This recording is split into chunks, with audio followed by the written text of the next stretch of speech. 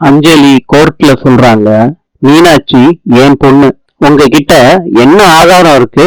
பூமி, டாக்டரை வச்சு ஃப்ராடு பண்ணுனேன்னு சொன்னேன்ல, அந்த டாக்டரை வர சொல்லு.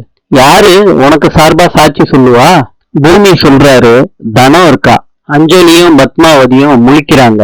பத்மாவதி சொல்றாங்க, யாரு தனம்? செத்து போன தனம் ஆவியா வந்து சொல்ல போறாளா?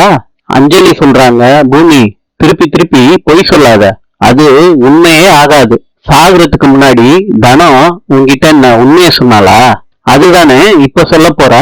அதுக்கு பூமி சொல்றாரு, அவசியம் இல்ல, செத்த தனமே திரும்பி வந்து சொல்லுவாங்க. திருப்பியும் ரெண்டு பேரும் ஷாக் ஆறாங்க. அஞ்சலி, நான் வேணா சொல்ல வைக்கட்டுமா? தனம் அக்கா. தனம் கோர்ட்டுக்குள்ள வர்றாங்க. தனம் கூண்ல வந்து நிக்கிறாங்க. அப்ப முத்தழகு ஒரு டிராமாவை போடுறாங்க மீனாட்சியை வச்சு. அஞ்சலி அது டிராமான்னு தெரியாம உண்மைய சொல்லிடுறாங்க.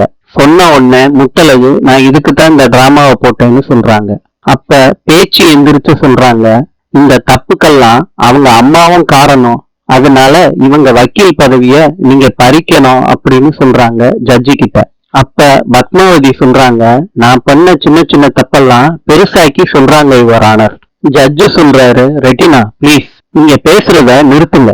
இனி உங்களை வழக்கறிஞரா நான் நினைக்க போறது இல்ல. இந்த துறையையே நீங்க அவமானப்படுத்த நினைச்சீங்க. பார் கவுன்சிலுக்கு உங்க பிராக்டிஸ தற்காலிகமா நிறுத்த சொல்லி நான் பரிந்துரைக்க போறேன். அது நிரந்தரமாவும் பறி போகலாம். அதுக்கேத்த முன்னெடுப்ப நான் கொண்டுட்டு வருவேன். நீங்க இருக்க துணிச்சல்ல தான் உங்க பொண்ணு அஞ்சலி இந்த தப்பெல்லாம் பண்ணியிருக்காங்க.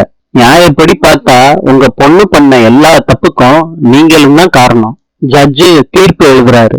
இன்று அர்ஜென்டினாவின் நாணயம் பிசோ. நாளை சந்திப்போம்.